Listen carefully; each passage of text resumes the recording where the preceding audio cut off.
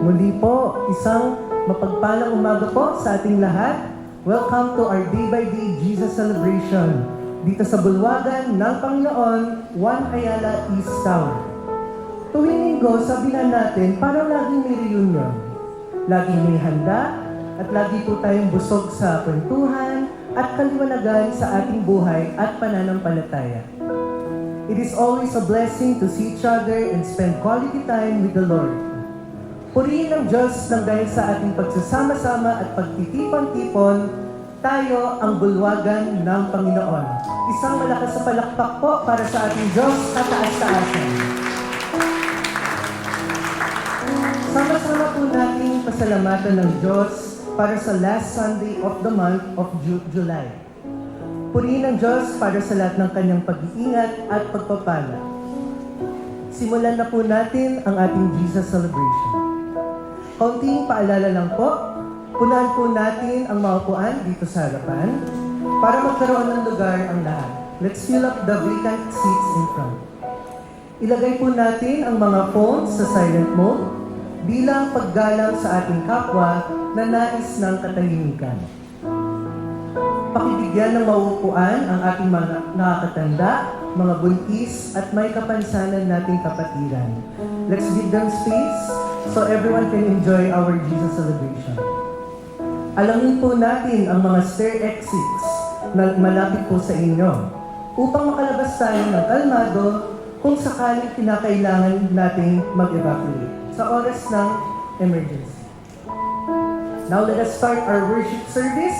Let's all stand up. Tayo pong lahat ay tumayo at pagpalain natin ang bawat isa ng mainit na pagbati sa awitin na ito.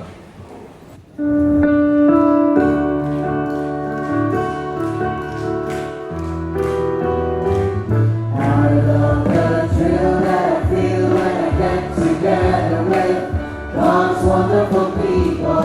Love the thrill that I feel when I get together with God's wonderful people. What a sight just to see all the happy faces, praising God in heavenly places. What a thrill that I feel when I get together with God's wonderful people. I love the thrill that I feel when I get together with God's wonderful people. Love the thrill that I feel when I get together with God's wonderful people. What a sight just to see all the happy faces, praising God in heavenly places. What a thrill that I feel when I get together with God's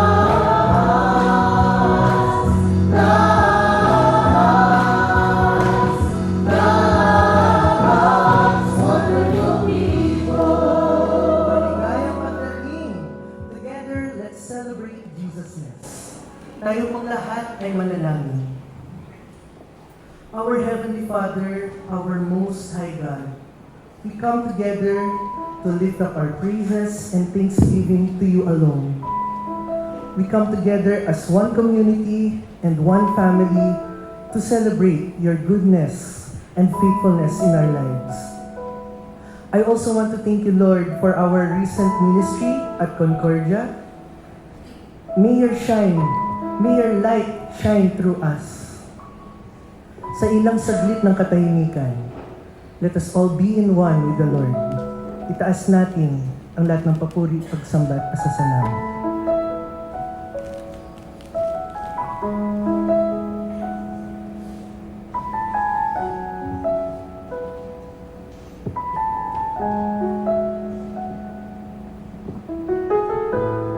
Lord, we honor you in our lives. We honor you in our worship service. We ask you to please bless our pastor. Please, Lord, bless our volunteer workers and bless each and every one of us in this place. We hold on to your promise and we hold on to your everlasting love. In Jesus' name we pray. Amen. From Psalms 30, I pray to you, O Lord, and you save me. The Lord gave help and healing. I will praise you and exalt you. all of us will sing praises to your name. In Jesus' name. Let us sing to the Lord, all the earth, proclaim His goodness day by day. Let everything that has breath praise the Lord. We praise you, Lord.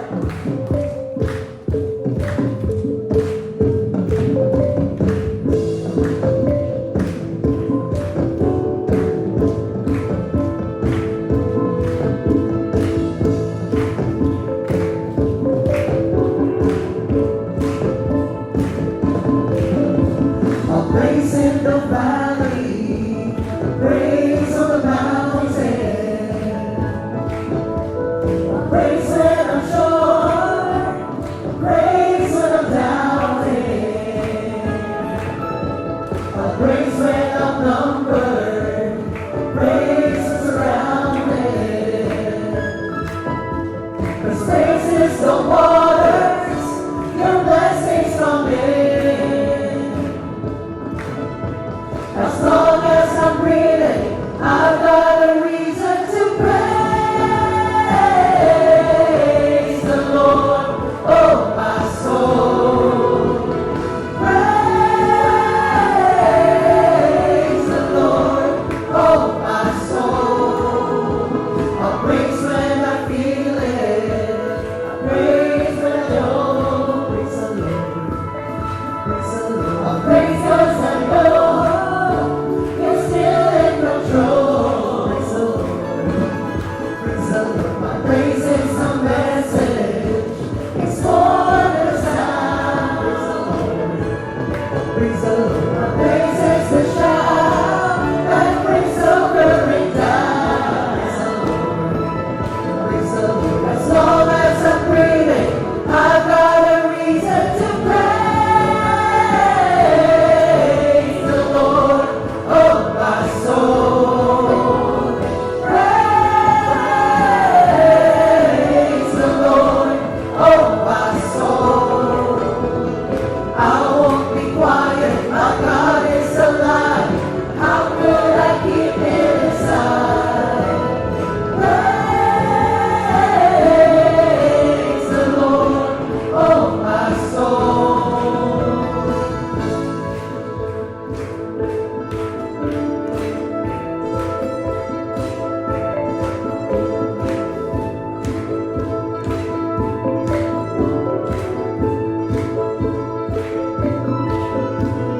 Praise those who sovereign, praise those who reign, praise those who rose and defeated the grave.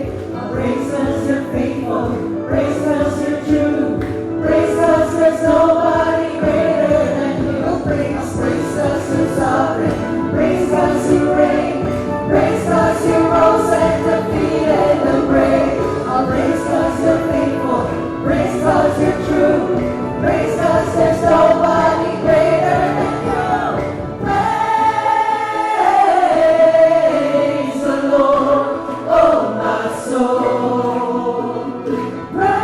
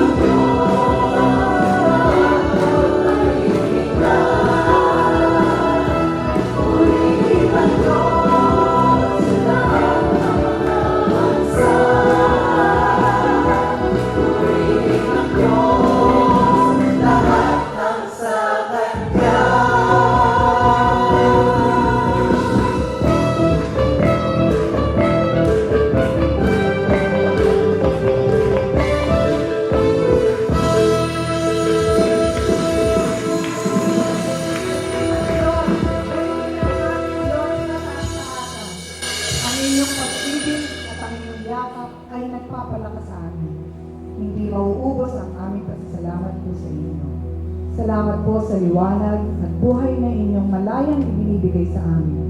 Thank you for reminding us to rejoice in your presence. Purihin kayo, aming Ama.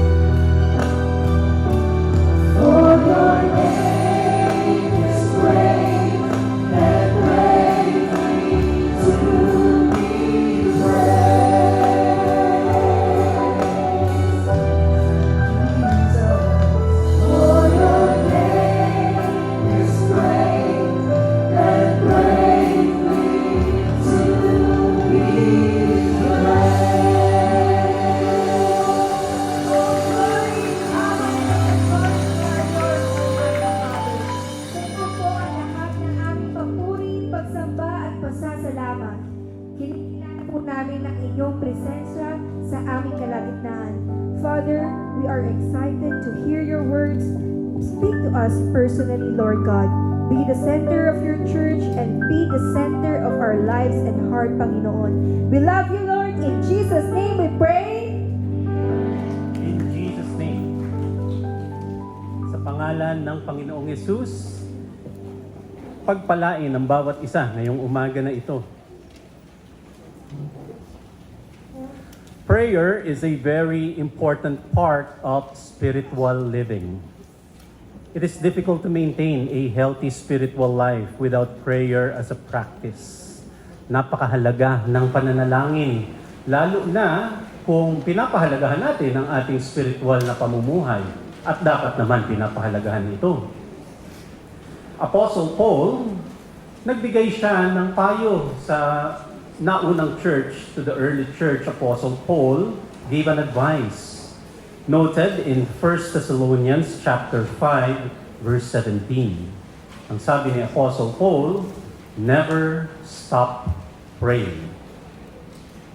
This remark, itong tinukoy na ito ni Paul, has sparked many discussions and teachings.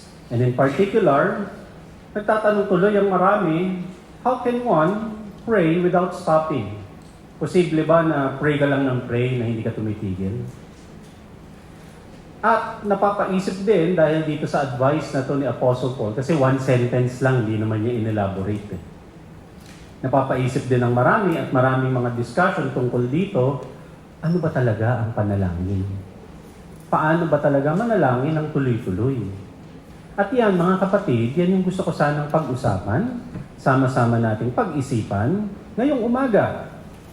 Ating reviewin itong mga aralin na ito, or kung di man reviewin, tignan natin sa isang bagong pananaw ayon sa katuruan at buhay ng ating Panginoong Hesus, so that we may experience the fullness of prayer in our lives. Yan ang ating shared reflection ngayong umaga na pinamagatan nating Pray Without Ceasing. Let us pray. Heavenly Father, we want to thank you for your kindness and your love. We want to thank you for your grace. Sa kabila ng maraming mga pinagkakaabalahan namin sa aming buhay, kayo ay lagi naming kasama. Kayo ang nagtawid, kayo ang nagtayo at nagtuwid sa amin sa lahat ng aming mga pinagdadaanan. Kayo rin po, Ama, ang naging pag-asa namin sa bawat sandali at kayo po yung aming patuloy na aasahan, ang inyong kabutihan at ang inyong pag-ibig. Ama, sa pagkakataon pong ito, hinihiling namin na patuloy niyo po kaming samahan. Be our teacher. Kayo po yung mangusap sa amin sa inyong espesyal na paraan. Ito pong lahat ay inaasahan na namin sa pangalan ng Panginoong Hesus. Pray without ceasing. Bago natin unawain itong advice, itong turo na ito ni Apostle Paul, we must first understand what Jesus Himself taught about prayer. Kung merong talagang makakapagpaliwanag, kung meron talagang magbibigay ng liwanag sa advice na ito ni Paul, ang Panginoong Hesus yun. Kasi ang sinusundan ni Paul, ang Panginoong Hesus. At tayo rin, bagaman kung ano yung sinabi ni Paul nariyan, babalik at babalikan natin kung ano yung direksyon ng Panginoong Hesus ayon sa kanyang turo, ayon sa kanyang mga examples. If Jesus defines prayer, then He also defines what it means to pray continually. Ngayon, isa-isahin muna natin, ano ba yung mga typical na intindi ng mga tao pagka naririnig yung salitang panalangin? Kayo, when you hear the word prayer, anong pumapasok sa isip ninyo? Halo-halo yan, sari-sari, sa marami na natin din kasing nakagisnan na turo at mga orientation sa atin. Let's review and analyze the common understandings about prayer. What are the common assumptions about prayer? Marami ang iniisip pag narinig nila ang salitang prayer, prayer is a church or a religious activity. At kadalasan yun naman talaga ang unang papasok. Pag imbita ka, pag inaya mo yung isang tao, halimbawa, mag-pray tayo, ay pupunta sa church, ay gagawa ng activity, Kasi nga, for them, prayer is a church or a religious activity. And we're pointing out common assumptions, right? And therefore, kung church or religious activity siya, this activity, prayer, is only for religious people. Kaya karaniwan din, pagka nag-iimbita ka na, halika mag-pray tayo, ang nagiging tanggap nyo na sagot, di ba, ay, para sa mga mababait lang yan. Alam mo naman ako, brother, hindi naman ako kabaitan. O kaya, hindi naman ako mahilig sa mga simba-simba na ganyan. Kasi nga, merong mga assumption tungkol sa prayer. Another common assumption about prayer is that it is a ritual. Pag sinabing prayer, may ritual yan, merong paraan, may specific way or process para mag-pray. What else are the common assumption about prayer? Prayer is about talking to God. To God. Ikaw ang kakausap sa Diyos. And in particular, yung pagkausap na yon, prayer is talking to God about asking or about requesting things from God. Pag magpe-pray ka, kasi meron kang i-request. Di ba? And again, I would like to point out na yung mga tinukoy natin na yan yung common na unawa, yan yung typical na intindi sa kung ano ba ang prayer. Pag tinignan natin lahat ng yan, maaaring ma-mislead tayo. Kasi if we look at prayer only from our own standpoint, we might be misled to believing that prayer is only meant for our own benefit. Magiging tungkol sa atin yung pananalangin. At kaya, mga kapatid, pagka pinag-isipan din natin, isang dahilan kung bakit hindi talaga nararanasan ng maraming tao ang bunga ng pananalangin ay dahil yung pananalangin, yung prayer, naging centered na sa mga sarili. Nakasentro, nakatuon na yung pananalangin sa ating mga sarili. Imbis na ang pananalangin ay maging daan para mas matukoy natin ang purpose, ang kalooban ng Diyos. Sabi nga sa Matthew 6:33, sabi ng Panginoong Jesus, "Seek first His kingdom and His righteousness, and all these things will be given to you as well." Prayer is about seeking God, seeking His kingdom, rather than just focusing it on ourselves. If prayer is only viewed from our perspective, it can easily become centered on our wants, rather than on God's purpose. Dapat yun naman talaga ang tuon ng pananalangin. We need to look at prayer from the viewpoint of the one who hears, of the one who receives and answers prayer. Dapat doon natin siya tignan, hindi lang puro sa pananaw natin. 1 John 5:14, again sabi ng Panginoong Jesus, "If we ask anything according to His will, He hears us." So paano mas magiging fruitful ang pananalangin? Tignan mo siya doon sa pananaw nung tatanggap ng panalangin. Tignan mo siya doon sa pananaw nung tutugon sa mga panalangin. Ngayon, syempre, ang hirap naman nun, paano mo malalaman ang isip ng Diyos? Ang hirap. Mabuti na lang, nandyan ang mga turo, nandyan ang examples ng Panginoong Jesus.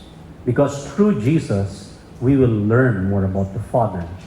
Ephesians 2:18, "Now all of us can come to the Father through the same Holy Spirit because of what Christ has done for us." Through Jesus, we can connect to the Father. John 14:6, sabi ulit ng Panginoong Jesus, "I am the way, I am the truth, and I am the life. No one can come to the Father except through me." Kaya pag tinignan natin yung prayer, parang ang hirap. Kasi paano ka nga kukonect? Paano mo matutukoy ang kalooban ng Diyos? Paano ka kukonect doon? Eh, Diyos yun. How are you supposed to do that? Parang ang hirap, parang imposible. Ang daan, ang paraan, ay bagtasin ang kaparaanan ng Panginoong Jesus. Now, Jesus challenges the people to rethink what is prayer. Yan ang unang binubuksan sa atin ng Panginoong Hesus. Hinahamon niya tayong lahat para siya sa atin, pag-isipan ng mabuti, teka, ano ba talaga ang prayer? We can observe and learn what is a prayer for Jesus as we go through His teachings, as we go through His own actions. What did Jesus say about prayer? Ano ba sinasabi ng Panginoong Hesus tungkol sa pananalangin? Ang unang mapapansin natin across many teachings and across many examples of the Lord Jesus, one thing that Jesus would say about prayer or would demonstrate about prayer, prayer is personal. Prayer is personal. More than any activity or festivity, Jesus encourages personal and private prayer. Kadalasan nga kasi ang pananaw ng mga tao pag sinabing prayer, prayer activity, ay activity. May stage, may sounds, may lights, merong kaganapan. Bibilog tayo sa isang malaking circle, gagawa tayo isang malaking circle, tapos magsasalita ka sa gitna. Pero ang sinasabi ni Jesus, prayer is a personal encounter. More than the festivities or activities, Jesus encourages private, personal prayer. Matthew 6:6. When you pray, go into a room alone and close the door. Pray to your Father in private. He knows what is done in private and will reward you. Ang linaw ng instruction. Ayoko na nga magdagdag kasi ano pang lilinaw dyan. Sabi niya, punta ka sa loob ng kwarto, maging mapag-isa ka, gamitin mo yung time na yun na kayo lang dalawa, sarilinan ng Ama sa Langit. Ano pa ang sinasabi ni Jesus tungkol sa pananalangin? Prayer does not need to be ritualistic. Wala naman talagang standard process yan. Wala naman talagang standard na opening statement yan at closing statement. Kasi nga, naging orientation ng mga tao. Pag sinabing prayer, o halina kayo mga kapatid, ipikit na ang mga mata. Diba? Pagsamahin ng mga kamay, ang mga palad, dulupod. Hindi man laging kailangan na ganun. Well, of course, it helps to bow your head, to close your eyes. Pero hindi siya ritual. Maraming mga tao ang nag-aakala na ang panalangin din ay kailangan mahaba. May proseso. You need well-composed words para lang sa prayer. Pero ang tinuturo ni Jesus, no. Personal nga siya eh. Personal siya. At ang akala pa ng dapat, or ang akala ng marami, ay dapat may dramatic highlight sa prayer. Alam niyo, ibig ko sabihin sa dramatic highlight, hindi nagpe-pray. Maya-maya, meron ng sumisigaw. Meron ng umiiyak.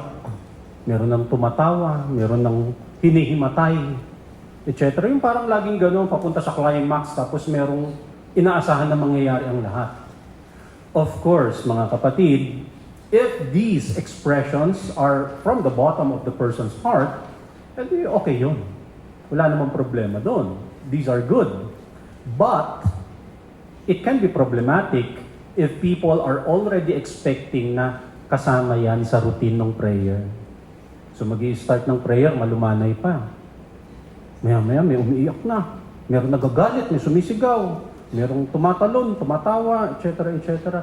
Pag naging routine na siya na dapat may ganun, at meron nagtatanong ng ganun, ha? Pastor, naiyak kami, ikaw, naiyak ka? Nung nagpe-pray? Di syempre, may pressure ka kasi daw lahat sila naiyak. Medyo, may pumatak na isang luha. So nakikisama ka tuloy na hindi yun ang point ng prayer. Hindi yun ang point ng prayer. Kaya siya nagiging problematic.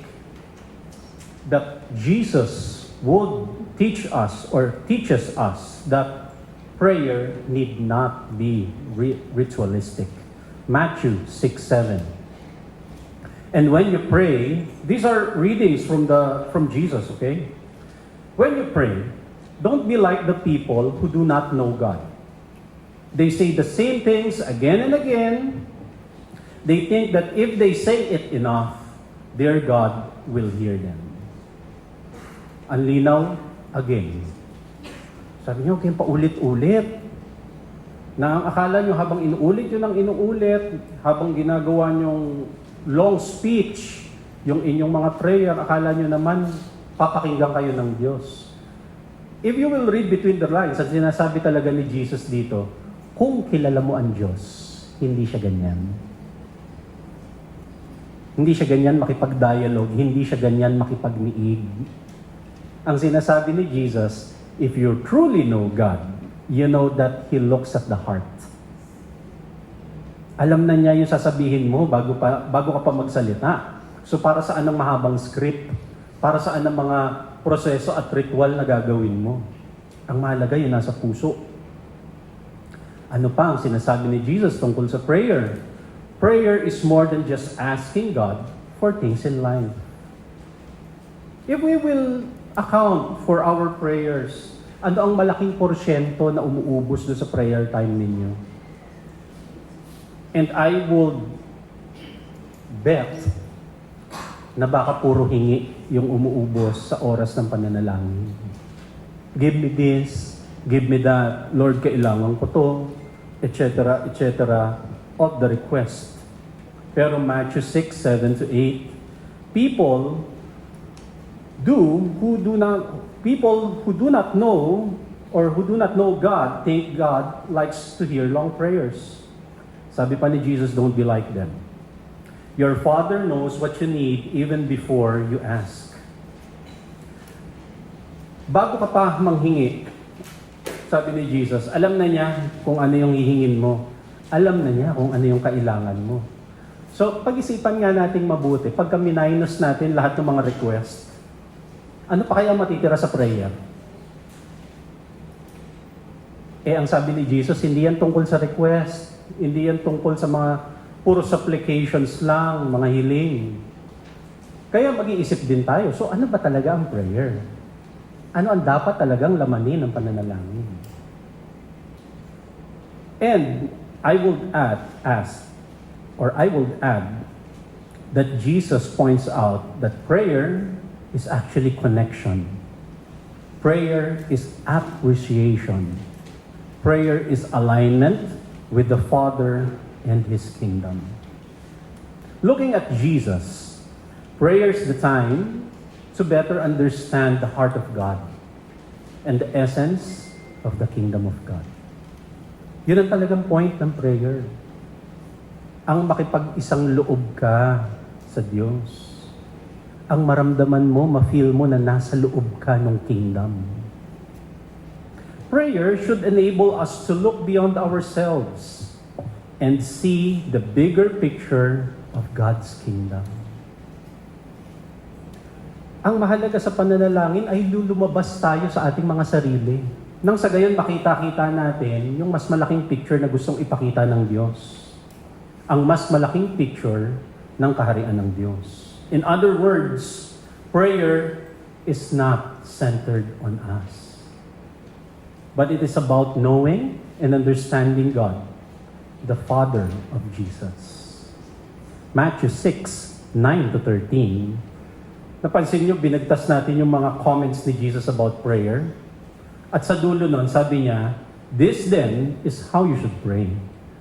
Kasi puro siya kanina, do not be like this, do not be like that. Ngayon, sabi niya, then paano nga? This then is how you should pray. Ganito nyo buksan, ganito nyo isaloob yung mga panalangin sa puso ninyo. Our Father in heaven, hallowed be your name.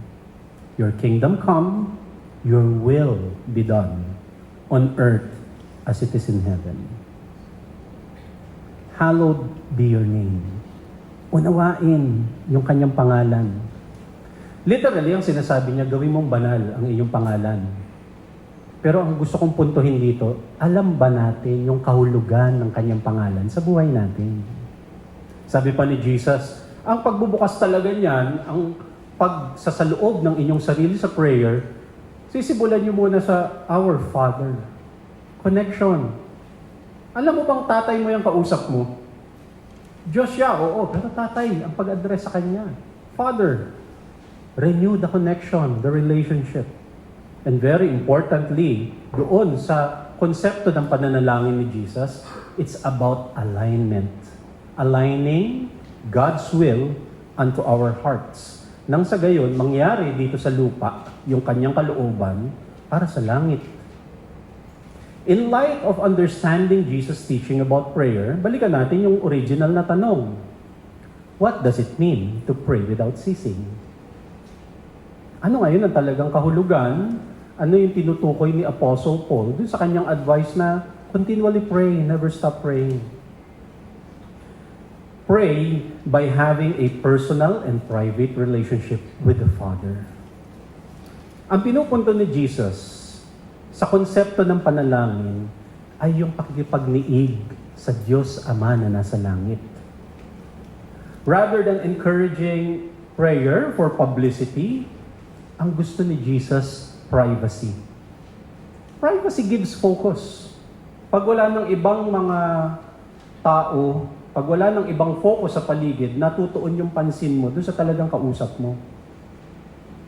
Privacy gives focus, and that focus should belong to the Father in heaven. Prayer is not meant to be centered on ourselves. While, of course, malinaw naman ay tinuturo ni Jesus, nakalagay sa Bible na ilapit ang ating mga panangailangan sa Kanya. Sabi nga, di ba, cast your anxiety unto the Lord because He cares. Sabi rin ni Jesus, di ba, ask, seek, and knock. Kasama yun. Pero hindi lang yun ang tuon ng panalangin. Prayer includes all these things.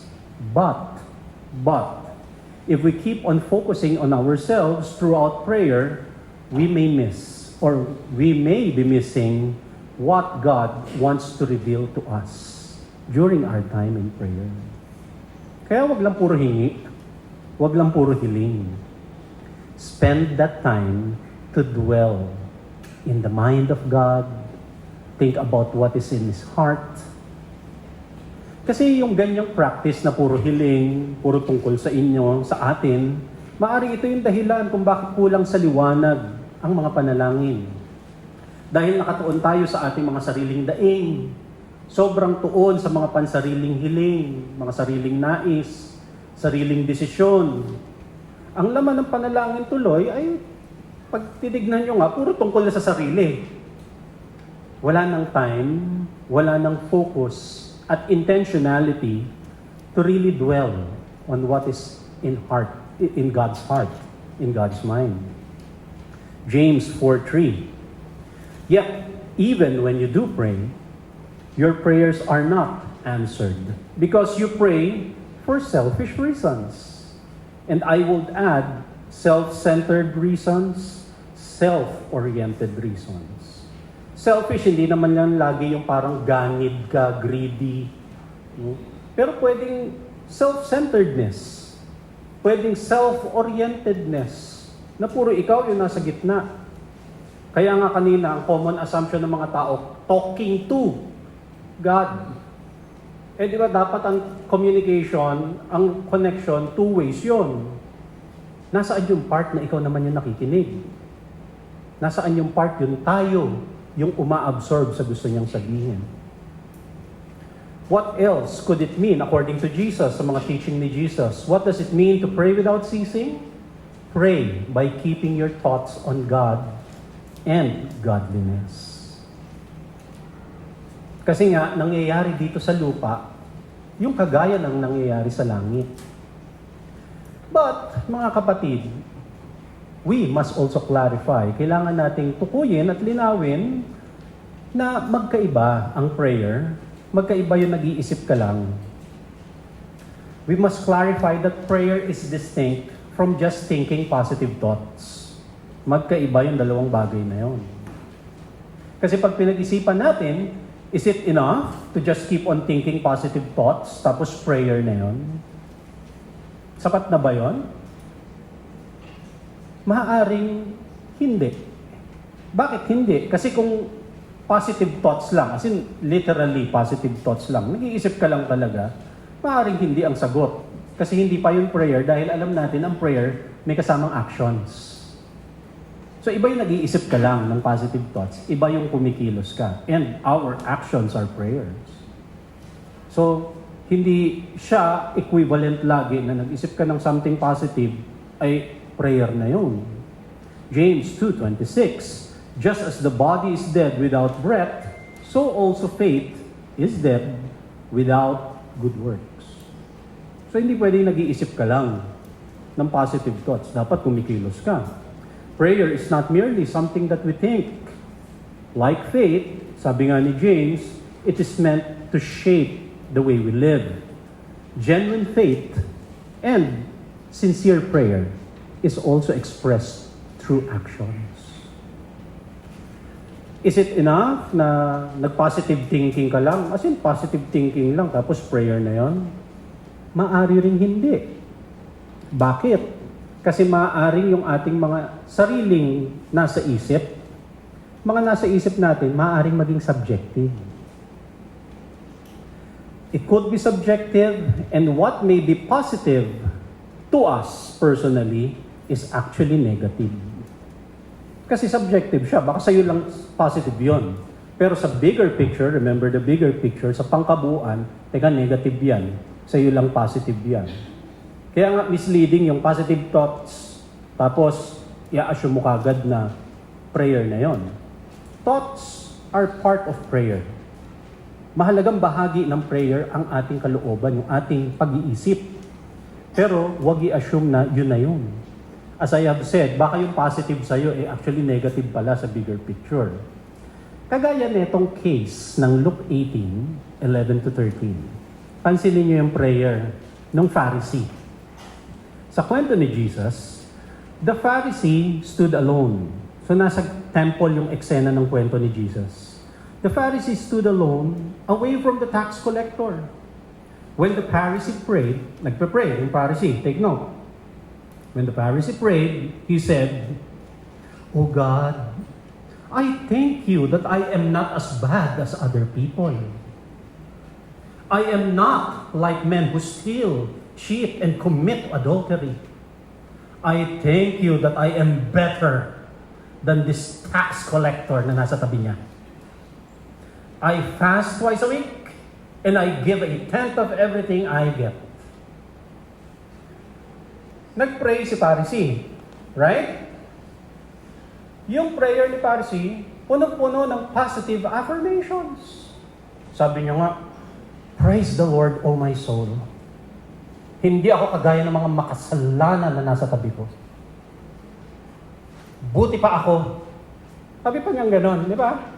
So punong-puno ng positive affirmations. The Pharisee's prayer was full of positive self-assessment. And yet, kaya yung kinikwento ni Jesus, sinasabi ni Jesus na, "Hoy, hindi pleasing sa Lord yan." Kaya nga mahirap i-assume na positive thinking is equivalent to prayer. What seemed positive to the Pharisee was actually pride. Again, let me say this. Every prayer involves thought. Ang pangkabuuan ng pananalangin nasa kaisipan. But not every thought is prayer. What will distinguish, what will make prayer distinct? Prayer is the intentional turning of our minds and our hearts toward God. At hindi lang yun, we turn it to God in trust, in surrender, and most especially in communion. So, iba yung nag-iisip ka lang ng positive, which is very helpful, pero yung iba yung hinahanap mo yung, Panginoon, ano ang kalooban mo para sa akin? Mangyari ang inyong kaisipan sa akin dito sa lupa, kagaya sa langit. At hinahanap mo yon. So ano nga ba? Ano nga bang kalooban niyo sa akin? Magkaiba. Again, Matthew 6:10, "Your kingdom come, your will be done on earth as it is in heaven." Prayer is maintaining continual communion with the Father as we live under the reality of His kingdom. Communion, connection, hindi lang communication na talking to. Dapat talking with. Nagsasalita ka, nag-i-express ka sa Kanya, oo. Pero merong significant part. There is intentionality to hear the voice of God. At maranasan yung kaharian ng Diyos dito sa lupa, kagaya sa langit. Romans 14:7. Ano yung ibig sabihin ng kaharian ng Diyos dito sa lupa, gaya sa langit? Romans 14:7, God's kingdom is about pleasing God. It's about living in peace. God's kingdom is about true happiness. All this comes from the Holy Spirit. Mangyayari yon, lalabas yung bunga na yon kapag ka taos puso, kapag tunay ang pakikipagniig sa pananalangin. And so now we see, ang gusto ko lang naman i-distinguish dito ng gusto, ay mga kapatid, let's rethink prayer. If we think that prayer is just asking, think again. Nag-pray ka na ba? Oo na, isabi ko na yung mga request ko. Think again. Nag-pray ka na ba? Oo na, ibuhos ko na lahat ng mga ipinag-aalala ko, yung mga galit ko, na ibuhos ko na. Oo, naibuhos mo. Pero anong sabi sa'yo? Ano naman ang na-reveal sa'yo pagkatapos? So meron pang kalahati na hindi pa nangyayari. Gusto nating maging mabunga, maging makapangyarihan yung ating prayer life kasi bahagi siya ng ating buhay. How can anyone pray every moment, day by day? How do we never stop praying? As we review the teachings of Jesus, we begin to see that Paul was not really asking us na tuloy-tuloy ang prayer, tuloy-tuloy ang activity sa church. Hindi yun ang sinasabi. Hindi yun ang ina-advise ni Paul. Yung ina-advise ni Paul, ipinapahayag sa atin ng mas malinaw sa pamamagitan ng mga revelation ni Jesus. That it is more than just a religious activity. It is much more than asking God for things. It is more than just saying beautiful words. Ang pananalangin ay ang patuloy, buhay na relationship with the Father in heaven. It is about continually turning our hearts and our minds towards Him. It is about seeking His kingdom. Seek His kingdom. Above your own will and above all your concern. Kasi ang promise naman, when we seek His kingdom, all other things will be added. Magiging natural result na yun. If this is what praying unceasingly truly means, magiging masaya ang prayer life. Hindi na siya obligasyon. Hindi na siya task na kailangan mong kumpletuhin. Rather, it becomes part of day-to-day living. Ang ibig lang talagang sabihin nung suggestion ni Paul na yon, nung advice ni Paul na yon, ay sa bawat sandali, araw-araw, manatili tayo sa diwa ng langit. Manatili tayo sa presensya ng Diyos habang may ginagawa ka. O kaya habang nagpapahinga ka. Saan umiikot yung isip mo? Habang nasa eskwela o nasa trabaho, panatilihin yung kalooban sa Diyos. Kung sino man kasama mo, pamilya o mahal sa buhay o mga kaibigan, nandun pa rin siya. Hindi siya activity, hindi siya ritual. It's more like a mental state. A state of the heart. Sa gitna ng anumang nangyayari sa buhay niyo, masaya, malungkot, may challenges, kahit pagalit ka, mayroon kang pinagdadaanan, o talagang sobrang ganda ng mga nangyayari sa iyo lately, bahagi mo ang pananalangin. Kasi you are in continuous connection, communion with the Lord. That is the kind of prayer that Jesus teaches us. This is the kind of prayer na tinuturo din ni Paul, yung pinang-encourage siya sa atin. Kaya nga, baguhin yung pananaw tungkol sa pananalangin. So nawa, ngayong mas naiintindihan natin to, ang tanungan ngayon ay hindi yung nag-pray ka na ba? So, hindi na ganun ang tanungan kasi mas malalim na yung pangunawa natin sa prayer. Hindi na ang tanungan na yung umattend ka ba ng prayer meeting last Friday, last Saturday? Hindi na tungkol sa activity. Sa halip, ang kaisipan na natin, knowing these things, Lord, let your will be done here on earth as it is in heaven. Lord, let me experience the kingdom of heaven right now. Ganun na ang kaisipan natin sa prayer. When prayer becomes communion instead of communication, praying without ceasing is a joyful way of life. So, it's not just communication, na talking to. Sabi nga natin, it should be talking with, two-way, and experiential. It's a communion. Nawa, mga kapatid, nagbukas itong discussion na ito sa atin ng malawak na pagtingin tungkol sa pananalangin, and I pray sa mas malawak pang experience when you pray to the Lord, when you pray to the Father in heaven. In some moment of silence, I would like to ask you to pray to the Lord. Let's do it now.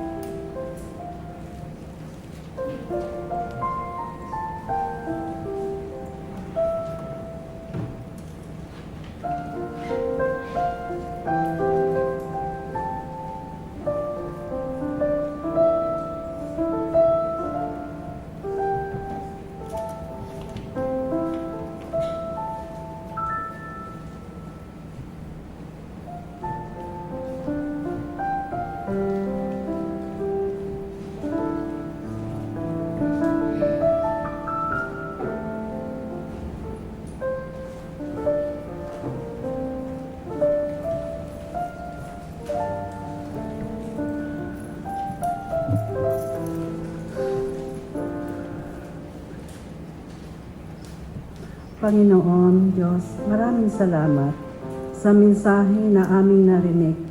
Salamat sa aming pastor na siyang ginamit mo upang maintindihan at maunawaan namin. Ito nga po ay nagbibigay sa amin ng kalakasan, kapayapaan at karagdagang kaalaman sa buhay namin. Tulungan mo kami, Panginoon, na maipamuhay namin ito. Higit sa lahat, sa nais at kalooban mo, Lord, dito sa lupa, sa buhay namin. Salamat sa nagdaang araw, sa mga pagpapala na aming naranasan. Mga panalangin namin na sinagot mo na, at maging sa ngayon, Lord, ang blessing na naranasan namin ngayon. Salamat. At bilang pagbabalik, narito ang aming tithes and offering. Naway, Lord, na pagpalain mo ang bawat isa. In Jesus' mighty name.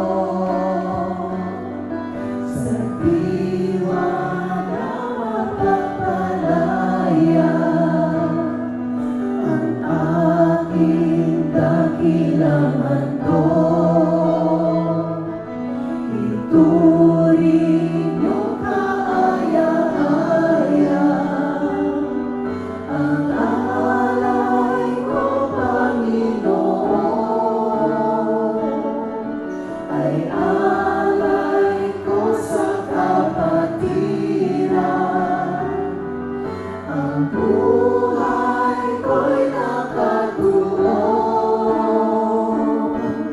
nakalaan sa katuwiran. Luwalhati sa Diyos, Hallelujah, ang lahat nagmula sa Kanya. Luwalhati sa Diyos, Hallelujah, ang lahat nagmula sa Kanya. Ang lahat nagmula sa Kanya.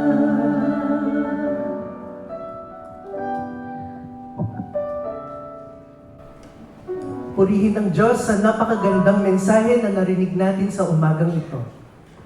Ang katatapos pong shared reflection mula kay Kuya John ay may pamagat na Pray Without Ceasing.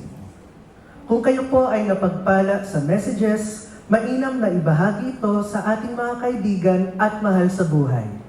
Hanapin lang po sa YouTube at Facebook ang Day by Day 1 Ayala East Tower or DBD1A for short, and Shorts by John Arieta.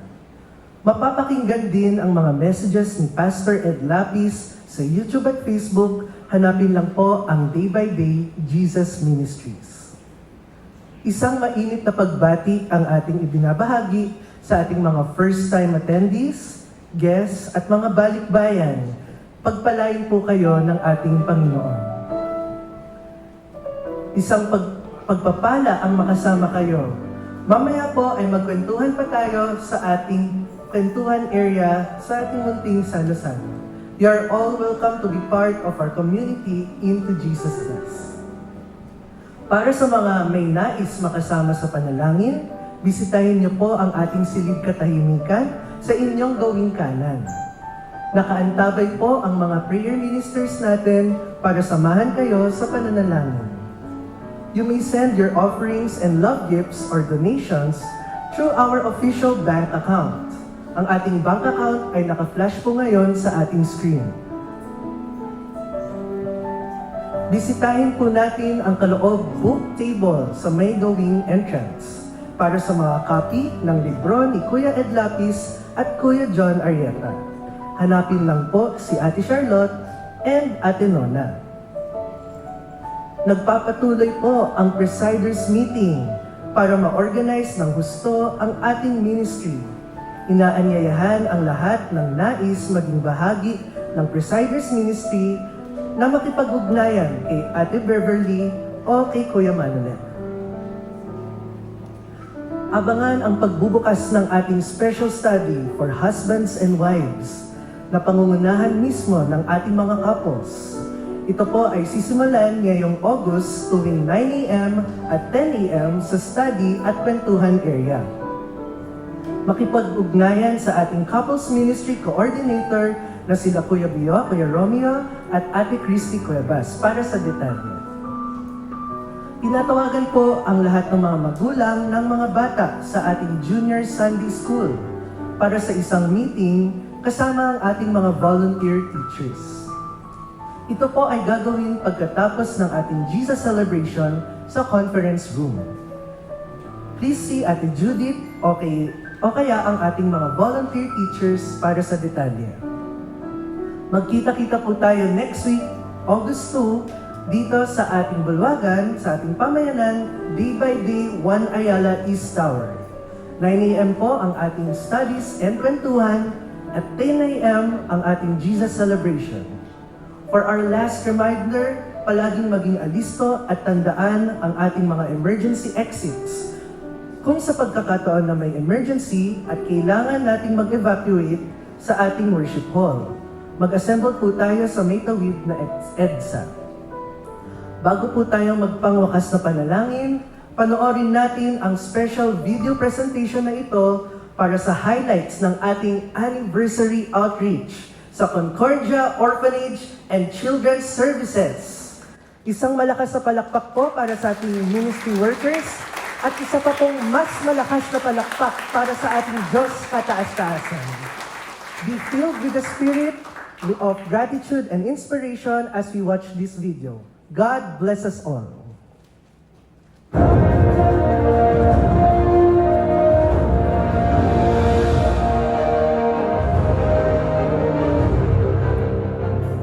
Noong July 18 ay matagumpay na naisagawa ang ating outreach activity sa Concordia Orphanage and Child Services sa Santa Mesa, Manila.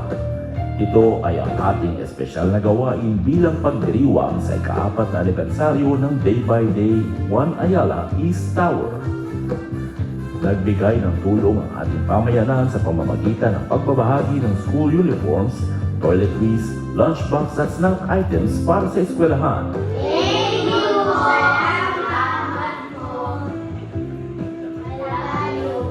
Umabot sa 40 batang may hirap at 12 bata sa orphanage ang napagkalooban ng mga tulong.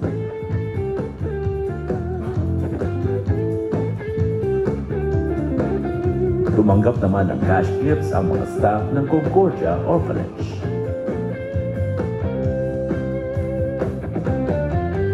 Upang iparating ang mensahe ng kabutihan at pag-ibig ng Diyos, nagsagawa ang Team Day by Day ng mga special activity para sa mga bata sa pangunguna ni Ate Melody Arieta.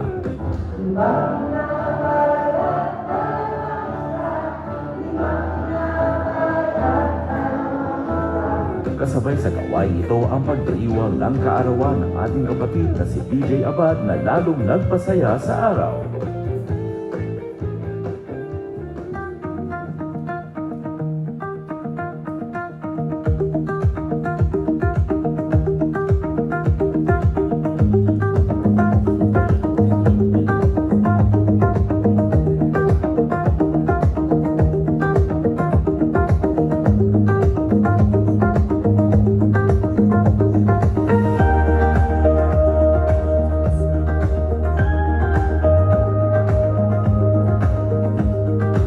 Ito po ay bahagi ng ating outreach program dahil sa ating celebration ng ating 4th year anniversary ng Day by Day Juan Ayala. At hindi natin magagawa to without the help of our good Lord. So praise the Lord at natapos din po.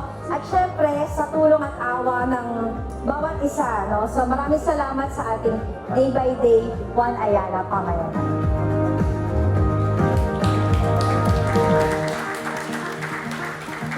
In behalf po sa Concordia Children's Services, the staff and the children, maraming salamat po dahil po nabigyan niyo po kami ng blessings, na liglig, umaapaw pa na blessings na binigay niyo po sa Concordia. Sana po hindi po ito ang huli at ang una at huli nating pagkikita po. Sana po marami pa po kayong blessing po na maibibigay po sa amin. Thank you very much po sa inyo and God bless po sa inyo. Thank you po.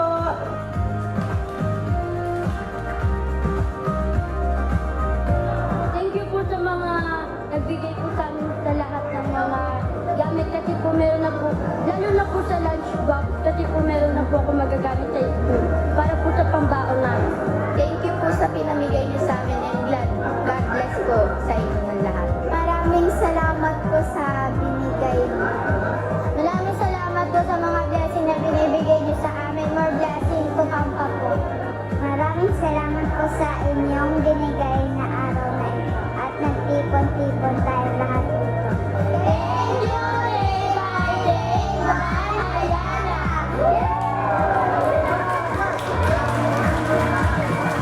Ang ating pamahayanang Maka Jesus ay nakalaan na gumawa ng mga ganito na mga activity para mas lalo nating maisabuhay ang Jesusness. This is Jesusness in action in support of all the studies that we do in line with what Pastor Ed is teaching. Nawa, makasama namin kayo sa mga susunod pang mga ganitong gawain into Jesusness. Salamat sa ating Diyos na mapagmahal at buhay ang pamayanan sa Panginoon.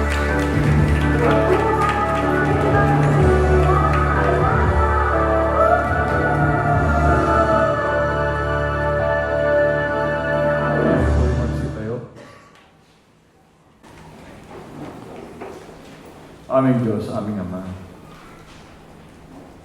Naririto po kami upang magpasalamat sa inyo ngayong araw na ito. nabahagi nyo ang paano po kami manalangin. Sa kalooban man o sa grupo man o kung sino man ay dapat po nakatuon po ang aming pagmamahal sa inyo. Salamat sa pamamayan ng Jesus Nest dito. Nabubuo ang buhay ng bawat isa dahil nagkakaisa po kami. Sa pananampalataya at sa pagkilos ng bawat isa. Kita po namin ang inyong galaw, Panginoon.